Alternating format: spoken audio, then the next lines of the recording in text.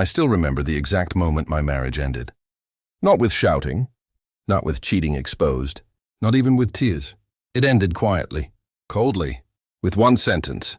I don't think I chose the right man. Those words came from Ariba, my wife of 3 years, as she stood by the window of our small apartment, her back turned toward me like I was already a stranger. The evening light faded across the city skyline. Cars moved below. Life continued, but mine stopped. I was still holding the grocery bag in my hand. Rice, vegetables, her favorite yogurt. I'd taken a longer route home because she once said she liked that brand. I smiled when I entered. She didn't smile back. Instead, she asked me to sit. That's when I knew something was wrong. "I'm not happy," she said, folding her arms. And I haven't been for a long time. I searched her face for emotion, anger, guilt, hesitation, anything. There was nothing. "I work all day," I replied softly. "I come home early. I've never raised my voice at you." "I've never—" She sighed. Not tired, not hurt, just bored. "You're not a bad man," she interrupted. "You're just—" "Not enough. Not enough." Those 2 words felt heavier than any insult. She finally turned to face me. Her eyes weren't cruel, just detached, like someone returning a product that didn't meet expectations. "I see other men," she continued. "Men with ambition, power, confidence, men who command respect the moment. They enter a room." I swallowed. "And me?" I asked. She looked away. "You're kind, predictable, safe." Then she added almost apologetically, "I don't want safe anymore." I laughed. Not because it was funny, because my chest hurt too much to breathe. "So that's it?" I asked. "You reject me as your husband." "Because I'm boring?" She didn't answer. That silence was louder than any scream. Later that night, she packed a small suitcase. She didn't take much, only what mattered. At the door, she paused. "I need space," she said. Time to think. I wanted to ask her to stay. I wanted to promise I'd change. I wanted to beg. But something inside me broke quietly. "Okay," I said. She left. The door closed. And just like that, I became invisible. The apartment felt larger without her voice. Colder. Empty in places I didn't know could ache. That night, I sat on the floor with my back against the couch, staring at the wall clock ticking like it was counting down my worth. I replayed every moment of our marriage, every sacrifice I made quietly, every dream I delayed, every time I chose stability over ambition because I thought love needed peace. I realized something terrifying. I had built my entire life around being enough for her, and forgot to become someone enough for myself. Days passed. She didn't call. When she finally did, her voice was distant. "I've moved in with my ex," she said casually. "Just temporarily." That was the final nail. I didn't argue. I didn't ask why. I simply hung up the phone and stared at my reflection in the dark screen. I didn't recognize the man looking back, a man who gave everything and was still rejected. That night I made a promise, not to win her back, not to prove her wrong, but to never again be a man who could be dismissed so easily. I didn't know how, I didn't know when, but somewhere deep inside that broken silence, a different version of me began to wake up. And karma was already watching. Chapter 2. She chose another man, I chose silence. The morning after Ariba left, the apartment felt like a tomb. Every sound, the hum of the refrigerator, the distant honk of cars, even the dripping faucet echoed in my chest. I didn't move for hours, just stared at the wall, the grocery bag still on the floor, untouched. Her presence lingered. The faint scent of her perfume clung stubbornly to the air. I wanted to call her. I wanted to beg her to come back. I wanted answers, but something inside me told me. Silence was my weapon. Days turned into a week, and she didn't call. Not for reconciliation, not for explanation. Instead, her messages arrived in small, calculated doses. "I'm staying with him for a while. Don't worry about me. You'll understand someday." I didn't reply. I couldn't, because every word she sent was a blade twisting in my chest. And the man she mentioned, her ex, the one she chose over me, was now a ghost haunting every corner of my thoughts. I walked past my apartment mirror that night. I barely recognized myself. The same face, yes, but hollowed eyes, tired skin, a jaw clenched from days of holding back tears. I remembered every promise I had made in that marriage. Every time I had sacrificed my ambition to make her happy. Every quiet compromise. And now it felt meaningless, invisible. I decided to leave the apartment the next day. To walk the streets aimlessly, let the city swallow me. Maybe even let strangers see the cracks in the facade. The rain started unexpectedly, a light drizzle turning into steady sheets by the time I reached the park. I stood under a lone street lamp, watching couples laugh, joggers pass. Parents chase children through puddles. Everyone had someone. Everyone had warmth. And I had nothing. I sank to the wet bench, letting the rain soak my shirt, my hair, my soul. A stranger walked by. A woman, mid-30s, carrying an umbrella. She paused. Her gaze lingered as if sensing the heaviness in me. "You okay?" she asked softly. I shook my head, unable to speak. She nodded, understanding more than I could explain. "Sometimes the world breaks us, so we can rebuild stronger," she said. Her words pierced me. For the first time, I didn't feel invisible. Someone saw me. Not the husband she rejected. Not the man she deemed not enough, but me, the broken pieces trying to exist. I stayed there until the rain slowed, and as I walked home, cold and soaked, a thought bloomed inside me. If she chose another man, that was her choice. If she left me behind, I would leave my old self behind too. That night I didn't cry. I didn't scream. I slept, finally, feeling the first spark of something new. Resolve. Chapter 3. The turning point, when I saw her with him.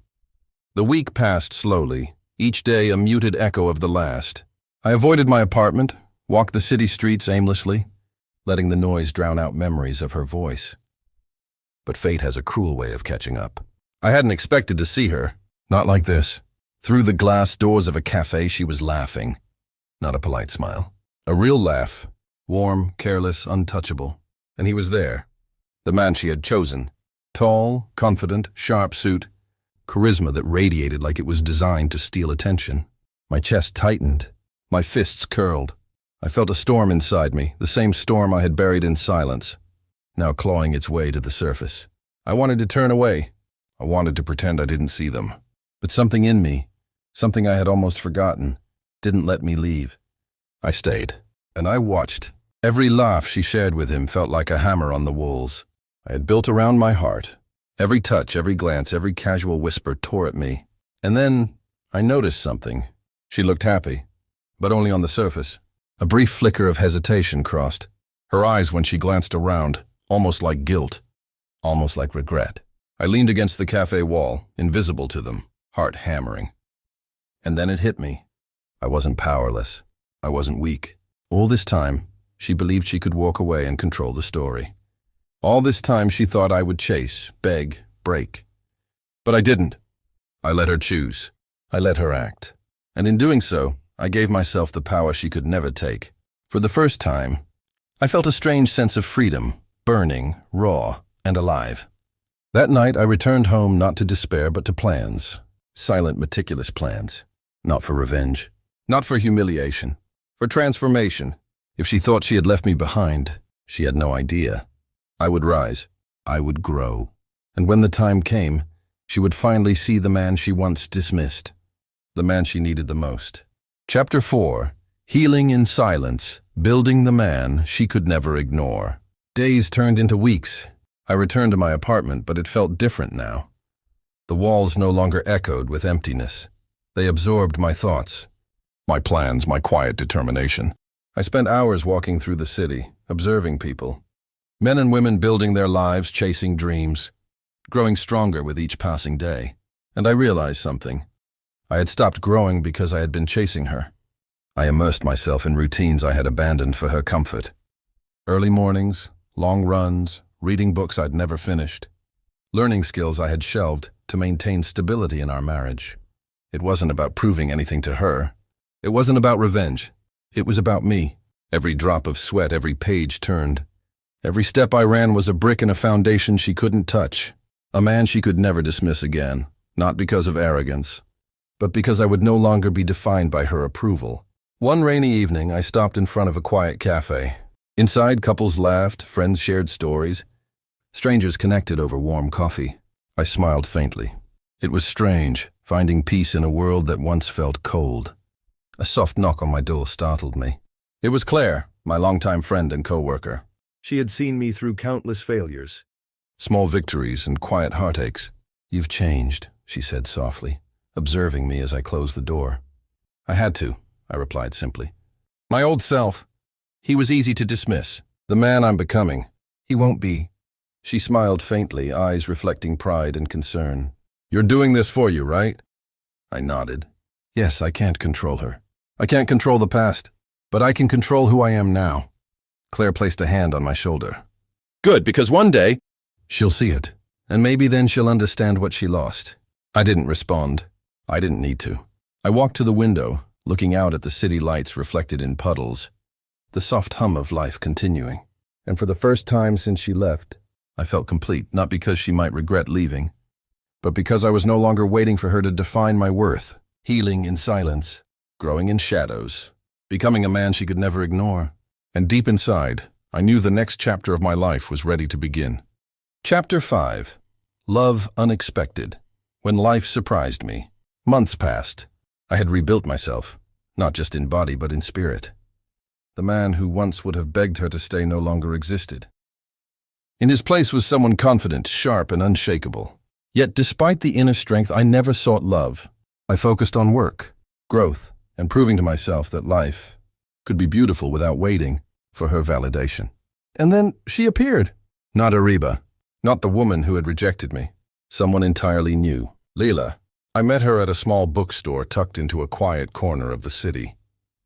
Her laugh was effortless, warm, genuine, different from Ariba's calculated charm. Her eyes sparkled with curiosity and kindness, the kind that drew people in without trying. She noticed me fumbling with a stack of books. Need a hand? She asked, smiling. I looked up, startled by the sincerity. Yes, thank you, I replied, voice slightly hoarse. We exchanged a few words. Simple conversation about novels, favorite authors, and life in the city. And somehow, without force, it felt natural. Over the next weeks, we met again and again. Coffee shops, book fairs, quiet walks under the rain. Every moment spent with her was effortless, genuine. For the first time since Ariba left, I felt something entirely new. Trust, warmth, and the spark of something real. I didn't compare.